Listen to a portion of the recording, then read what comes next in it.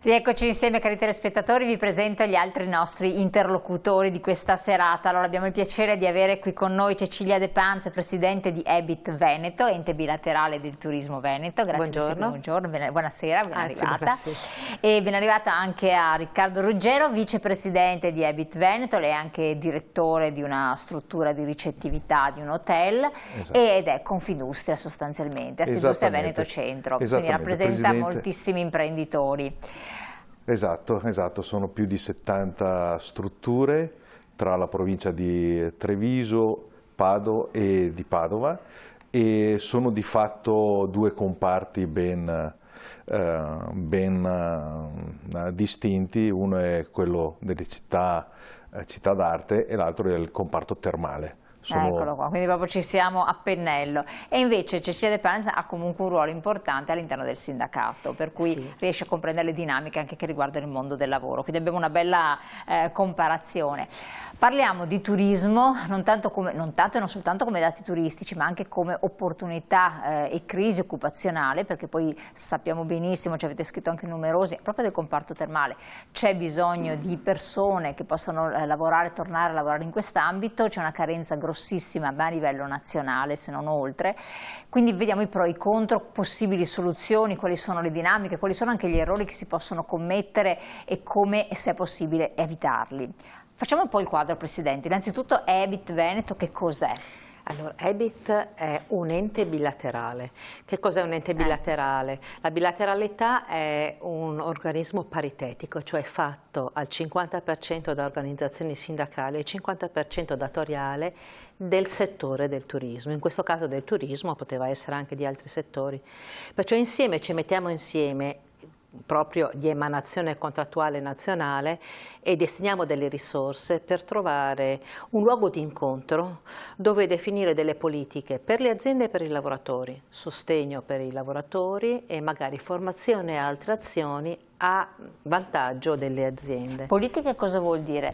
Cioè delle strategie, cerco di semplicizzare al massimo per chi ci ascolta, oppure dare delle proposte per chi ci governa, per la governance territoriale, regionale oppure nazionale, che dir si voglia? Allora, nasce come sostegno per le imprese e per i lavoratori, però essendo un luogo dove ci ritroviamo a definire anche strategie che ci servono perché noi siamo del settore, è un luogo di insieme, è un luogo di incontro dove abbiamo voglia di ragionare su quello che serve il settore, perciò fra le varie cose poi proponiamo iniziative come quella che abbiamo fatto da poco, una tavola rotonda in EBIT Veneto, in Confindustria, insieme a esperti del settore, ma anche in un confronto con le amministrazioni sia locali che regionali. Perciò nel nostro ruolo cerchiamo di trovare soluzioni, perché in questo settore in questo momento ce n'è bisogno. Passiamo da un momento critico, entro subito nel vivo. Però passiamo da un momento critico, ma adesso possiamo dire che è stata una stagione buona. Allora, la stagione è stata buonissima, ha superato dai primi dati che ci arrivano, diciamo, l'anno eccezionale che è stato il 2019. Nel 2019 abbiamo avuto 71 milioni di presenze in Veneto. Ricordiamo che il Veneto è la prima regione in Italia come presenze per quanto riguarda il settore del turismo.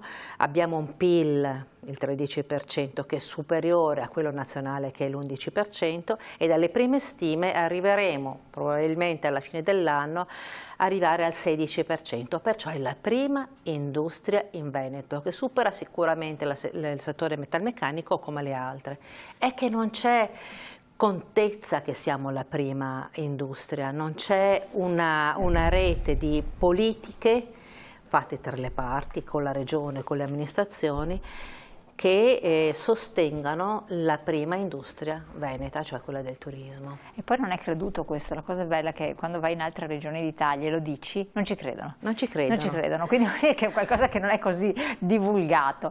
Nel 2019 ci sono state 71 milioni di presenze di turisti in Veneto. Sono tantissimi. Qui è andata benissimo, quindi quest'annata, è andata un po' meno bene per quel che riguarda invece le aziende, quindi le difficoltà che hanno dovuto incontrare. No, allora, com'è la stagione è stata veramente buona, cioè il livello di presenze, il livello, la voglia di tornare a muoversi è stata grande e ancora adesso non è finita, perché comunque a livello, diciamo, nazionale la Sicilia sta ancora vedendo molta vita dal punto di vista del turismo. Dal punto di vista economico, dal punto di vista finanziario, c'è il problema oggi del caro bollette, che in comparti energivori come sono gli alberghi in generale, ma alle terme ancora, che è una realtà che conosco meglio, alle terme ancora di più, quello è stato quello è un problema al quale bisognerà mettere subito una pezza, quello assolutamente, perché altrimenti parecchie attività rischiano di non aprire per l'inverno. Questa è la Quindi cosa. fino adesso possiamo dire tutto bene? No, allora questo è stato un aspetto. L'altro aspetto è stato invece quello del personale, e su questo la bilateralità, Ebit Veneto quantomeno, di cui sono il vicepresidente, con la presidentessa qui abbiamo modo, è un momento privilegiato da questo punto di vista di incrocio tra personale e datori di lavoro. Esatto, E aziende. Questo in una realtà industriale dove il primo capitale è comunque il capitale umano, perché i muri, voglio dire, ok, mi dai l'albergo A, mi dai l'albergo B, i muri cambiano, ma non è un grosso problema. Il problema è il personale, cioè perché la faccia, il viso del receptionist è un mio biglietto da visita, il biglietto da visita dell'azienda. Il cameriere che va a servire ed è contento di farlo è un biglietto da visita. Si spinge anche a essere forse la mia prima forma di marketing, cioè l'azienda è fatta dalle persone. E questa cosa, questo punto di incontro che è l'ente bilaterale, ci permette di vedere a 360 gradi il problema che oggettivamente c'è dopo il Covid, il problema di reperibilità del personale. Quando dico dopo il Covid, il Covid nel turismo, come credo ma in tanti altri ambiti, è solo stato un acceleratore, cioè non è che la difficoltà a reperire personale motivato, formato non ci fosse anche prima, c'era anche prima. Lì la cosa che ha fatto esplodere, diciamo banalmente, proprio facciamo degli esempi concreti che si capisce meglio. Durante il lockdown il cuoco ha dovuto reinventarsi ed è andato a lavorare. Questi sono diversi esempi, non è solo un esempio, ma è capitato diverse volte. È andato a lavorare in una gastronomia della grande distribuzione, che invece ha continuato a lavorare, anzi forse ha lavorato più di prima.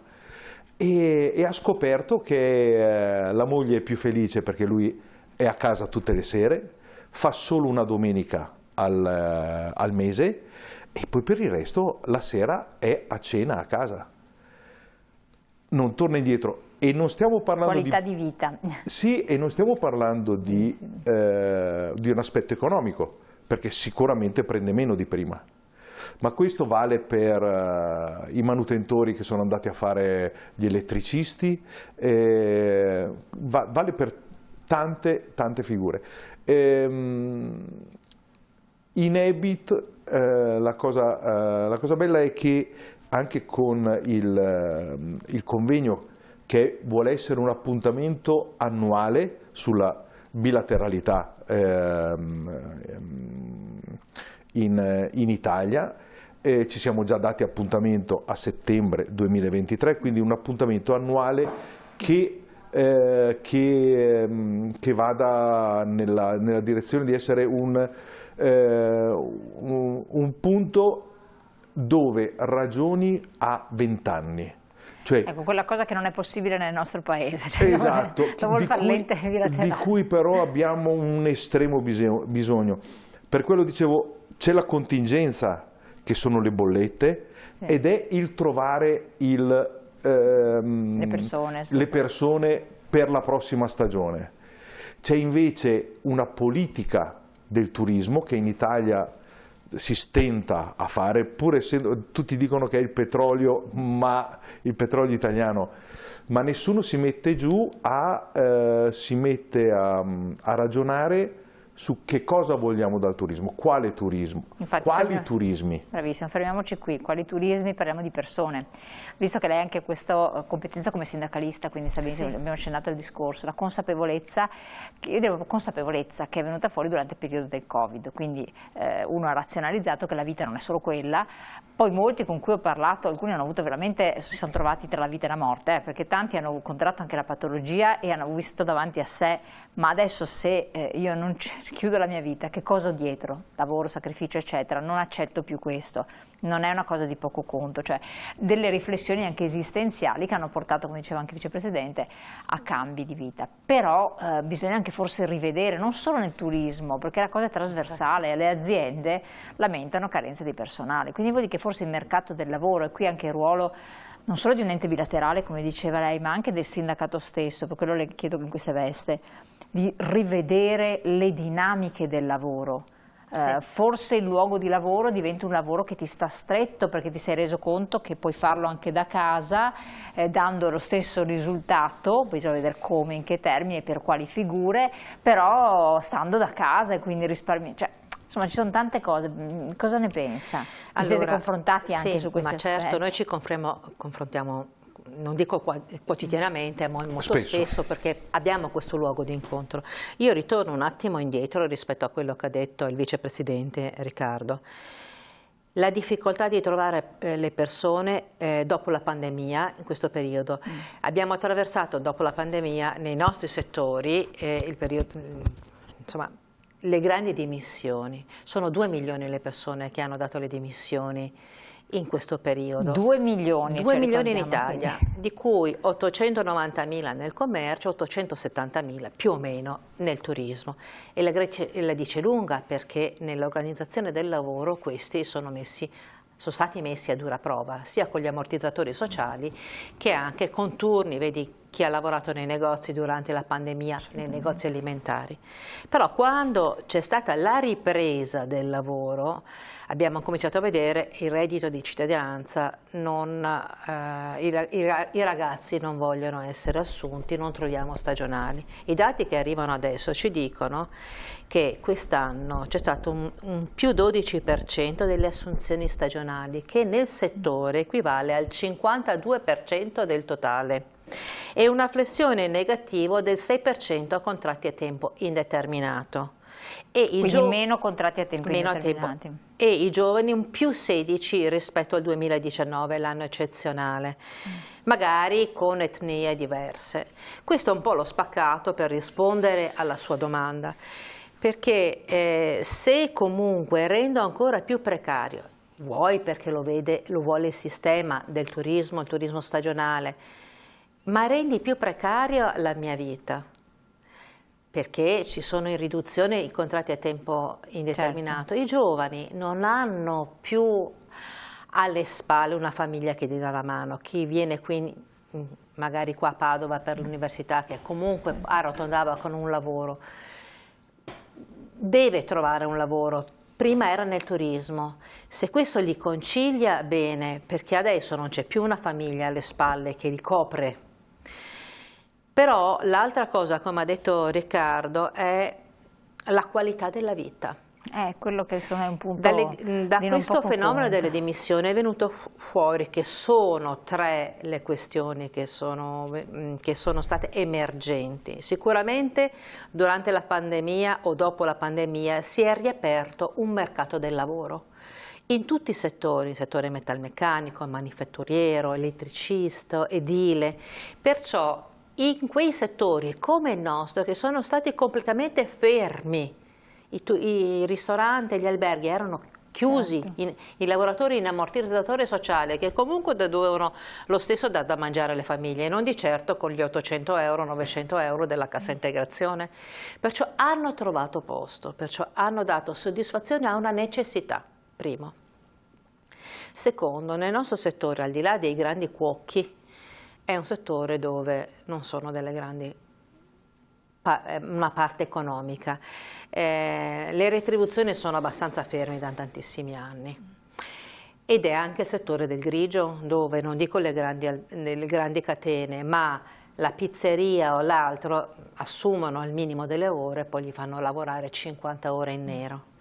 Il tam tam porta a un'idea di quello che è il turismo dove viene retribuito male. Non di certo le figure apicali o quelle importanti, ma tutto il resto, perciò c'è un allantamento, uno scollamento che parte dalla scuola e poi l'altro capitolo che noi dobbiamo affrontare. Terzo, la conciliazione.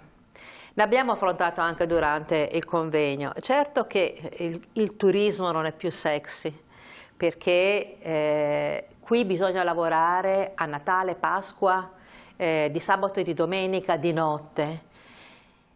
E perciò i giovani non si vogliono più confrontare. Però cosa facciamo? Aspettiamo che altre persone non vengano più a lavorare o ci confrontiamo per trovare delle soluzioni?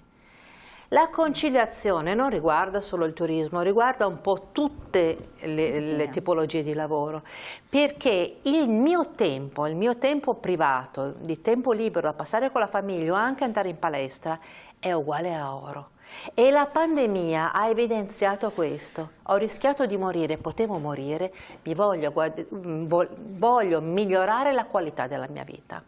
Perciò noi ci stiamo confrontando in tutti i luoghi possibili, a partire dalla bilateralità, dagli enti bilaterali, ma anche nella contrattazione con le aziende, per trovare un mix tra chiusure e anche organizzazione del lavoro che preveda anche una conciliazione diversa, cosa che non abbiamo fatto assolutamente negli ultimi 20 anni. C'è questa possibilità di confronto, di conciliazione, di comprensione anche secondo me, soprattutto quando parliamo con industriali, con grandi gruppi alberghieri, perché magari il piccolo è una situazione un po' diversa, con difficoltà diverse, però anche lì dove c'è la gestione familiare, nel piccolino ci sono delle reticenze, giochi molto sull'emotività, sulla familiarità, però insomma...